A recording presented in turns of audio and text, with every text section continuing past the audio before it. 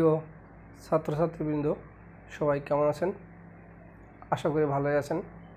আমার সমাস পর্বের আগের 2টা ক্লাস হয়ে গেছে। আজকে অব্যয়ীভাব সমাস। আসুন ক্লাস শুরু করি। আমাদের 2টা সমাস, দ্বন্দ্ব সমাস ছিল উভয় পদ প্রধান, দ্বিগু কর্মধারয় তৎপুরুষ সমাস ছিল হচ্ছে পরপদের অর্থ প্রধান, অব্যয়ীভাব সমাসটা হচ্ছে পূর্বপদের অর্থ প্রধান। তারপর বহুব্রীহি সমাসটা উভয় পদের অর্থ প্রাধান্য নয়, অন্য কোনো অর্থ প্রাধান্য পায়। তো আমরা বহুব্রীহি সমাস একটু পরে আলোচনা করব। তো অব্যয়ীভাব সমাস নিয়ে কথা বলছি। দেখুন, অব্যয়ীভাব যদি পূর্বপদের অর্থ প্রাধান্য পায়, যদি পূর্বপদের অর্থ প্রাধান্য পায় তাকে অব্যয়ীভাব সমাস বলা হয়। দেখুন, আমি একটা উদাহরণ দিয়ে বোঝাচ্ছি। যেমন মিল, মিল অর্থ কি? মিলন। যদি তার আগেই গড় যুক্ত করা হয় তাহলে সেটা হয়ে যায় গড় মিল। এখন মিলের কিন্তু আর কোনো বৈশিষ্ট্যই নাই। গড় মিল টোটালি টোটালি উল্টো একটা শব্দ তৈরি হয়ে গেছে। গড় মিল মানে মিলই নেই, এমন একটা শব্দ। তাহলে এটা পূর্বপদের অর্থ প্রধান হয়েছে।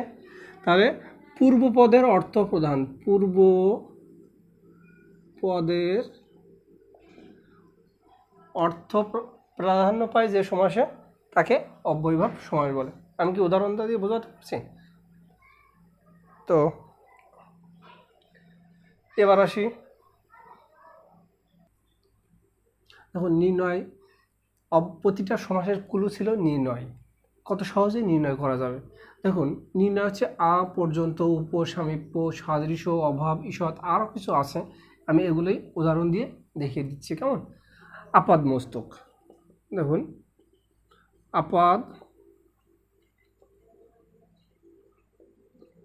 আপাদ মস্তক।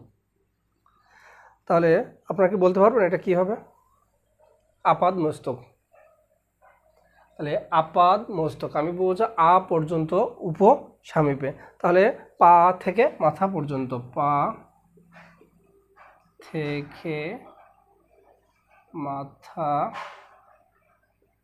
পর্যন্ত, এটা হচ্ছে আপাদ মস্তক। দেখেন, আ পর্যন্ত, পা আ থেকে মাথা পর্যন্ত, উপ, সামীপ্য। তাহলে কি হবে? উপ কণ্ঠ, তারপর উপকূল, উপকণ্ঠ। তাহলে কি? কণ্ঠের সামীপ্যে, কণ্ঠের সামীপ্যে, উপকণ্ঠ।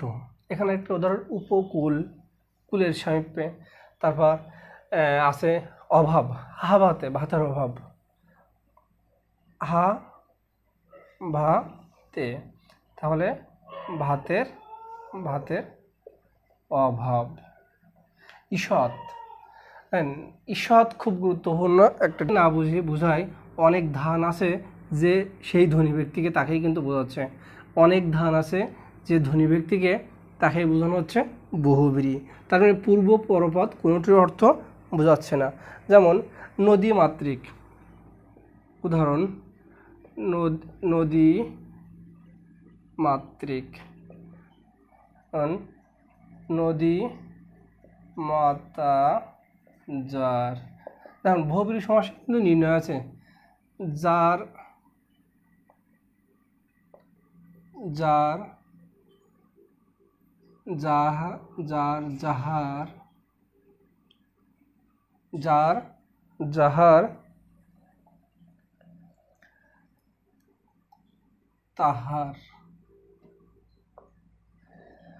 তাহলে পূর্ব এবং পরপদ কোনোটির অর্থ না বুঝিয়ে অন্য কোনো অর্থ বোঝাবে, তাকে বহুব্রীহি সমাস বলা হয়। বহু অর্থ অনেক, ব্রীহি অর্থ ধান। অনেক ধানকে না বুঝিয়ে বোঝাচ্ছে যে ব্যক্তির অনেক ধান আছে সেই ধনী ব্যক্তিকে বোঝানো হচ্ছে। যেমন উদাহরণ নদীমাতৃক, নদীমাতা যার। তারপর উদাহরণ আছে সহোদর,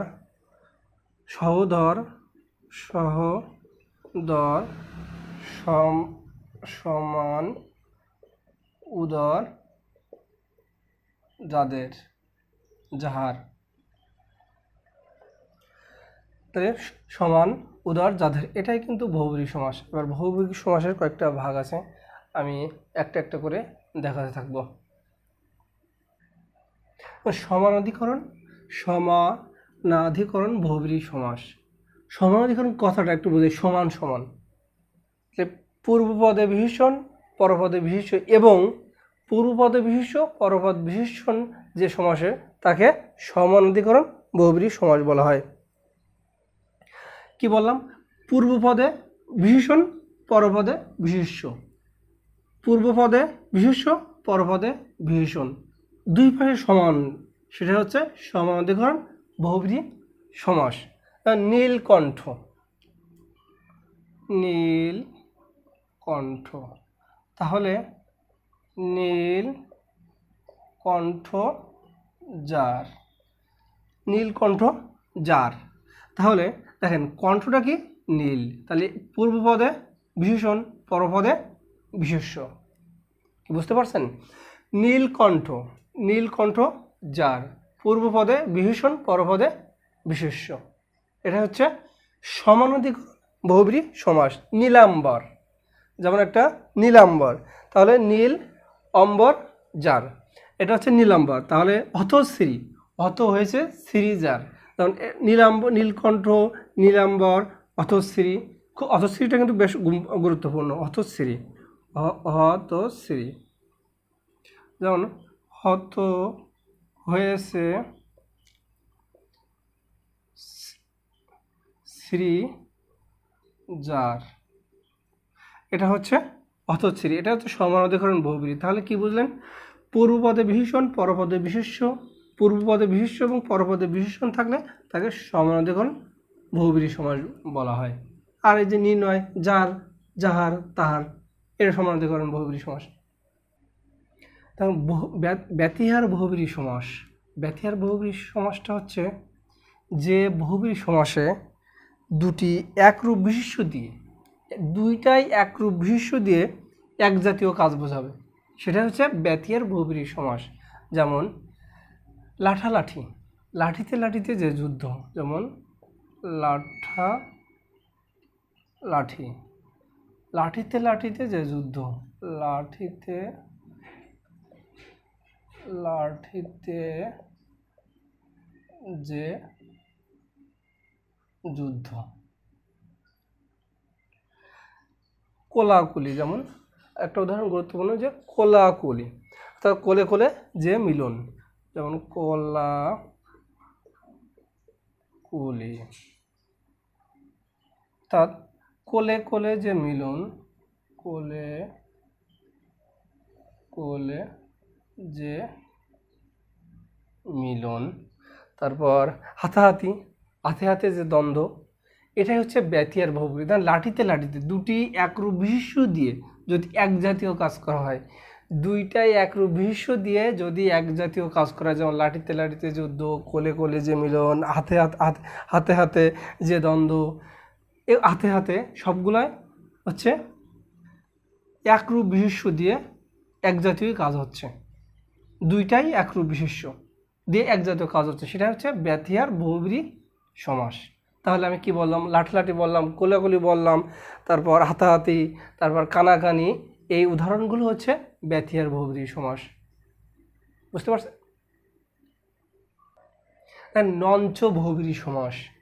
বিশেষ্য পদের আগে নঞ্চ অর্থাৎ নাবাচক অব্যয় যোগ করে যে সমাস হয় তাকে নঞ্চ বহুব্রীহি সমাস বলা হয়। আমি আবার একটু বলছি, একটু বোঝার চেষ্টা করেন, খুবই সহজ একটা বিষয়। যে বহুব্রীহি সমাসে বিশেষ্য শব্দের পূর্বে, যে বহুব্রীহি সমাসে বিশেষ শব্দের পূর্বে নঞ্চ বা নাবাচক অব্যয় যোগ করে যে বহুব্রীহি সমাস হয় তাকে নঞ্চ বহুব্রীহি সমাস বলে। যেমন অধর্ম, নেই ধর্ম যার, যেমন অধর্ম, তাহলে কি হলো? নেই ধর্ম যার, এটাই। তাহলে আমি কি বলেছিলাম? বিশেষ্য পদের আগে ধর্ম বিশেষ্য, তাহলে বিশেষ্য পদের আগে নঞ্চ অর্থাৎ নাবাচক অব্যয় যোগ করে যে বহুব্রীহি সমাস হবে সেটাই নঞ্চ বহুব্রীহি সমাস। যেমন অধর্ম, নেই ধর্ম যার, এই ধর্মটা হচ্ছে বিশেষ্য। তারপর অবোধ, নেই অবোধ, অবোধ, নেই বোধ যার, নেই বোধ যার। এরকম অজস্র উদাহরণ দেখতে পারবেন। অপয়া নেই, পয়া যার, অজস্র উদাহরণ দেখতে পাবেন। নঞ্চ বহুবিধির বহু উদাহরণ আছে, আপনারা একটু দেখে নেবেন। অজ্ঞান নেই, জ্ঞান যার। এখন এরকম অনেক, তাহলে আমি কয়েকটা উদাহরণ দিলাম। অধর্ম, অবোধ, অজ্ঞান, তারপর অপয়া, এগুলো হচ্ছে নঞ্চ বহুব্রীহি সমাস। ক্লিয়ার? দেখেন মধ্যপদলোপী কথাটা কিন্তু বোঝাচ্ছে মাঝের অংশটা লোপ পাবে। মধ্যপদলোপী কথাটা দিয়েই বোঝানো যাচ্ছে। বহুব্রীহি সমাস ব্যাখ্যার জন্য ব্যাস বাক্যে বা বাক্যাংশের কোনো অংশ যদি সমস্ত পদে লোপ পায় তাকে মধ্যপদলোপী বহুব্রীহি সমাস বলা হয়। কারণ এটাই হচ্ছে সমস্ত পদ। আমি এর বাক্যাংশ বা ব্যাস বাক্যগুলো লিখছি। যেমন হাতে খড়ি, হাতে খড়ি দেওয়া হয় যে অনুষ্ঠানে, হাতে খড়ি দেয়া হয় যে অনুষ্ঠানে। মেঘনাদ, মেঘের মতো নাদ যার। মেঘনাদ মেঘের মতো নাদ যার। মীনাক্ষী, মিনের মতো অক্ষী যার। তারপর সোনামুখী, সোনার মতো উজ্জ্বল মুখ যার। সোনামুখী, সোনার মতো উজ্জ্বল মুখ যার। মীনাক্ষী, মিনের মতো অক্ষী যার। মেঘনাদ, মেঘের মতো নাদ যার। হাতে খড়ি, হাতে খড়ি দেওয়া হয় যে অনুষ্ঠানে। তাহলে আমি কি বলছিলাম? মধ্যপদলোপী অর্থাৎ যে এই বাক্যের, এই যে ব্যাস বাক্যের অংশগুলো সমস্ত পদে লোপ পাইছে। দেন সমস্ত পদে হাতে খড়ি আছে, ব্যাস বাক্যে কী আছে? হাতে খড়ি দেওয়া হয় যে অনুষ্ঠানে। তাহলে এই যে অংশটা লোপ পাচ্ছে, এটাই হচ্ছে মধ্যপদলোপী কর্মধারয় সমাস।